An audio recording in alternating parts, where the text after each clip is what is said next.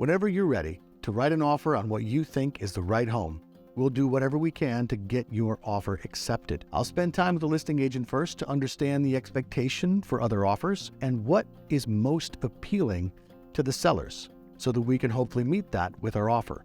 And it's a lot more than just price. We can even adjust the price using escalation so that you can beat the competition without overspending. There are key features of an offer like inspections, which I do always insist on, but you can write them to be faster or simpler or more aggressive. That really gives the seller confidence in our offer. There can also be possession.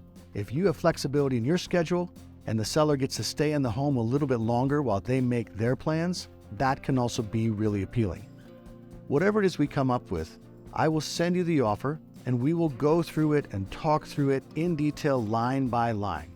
At the end of that time, nothing gets submitted until you are 100% confident.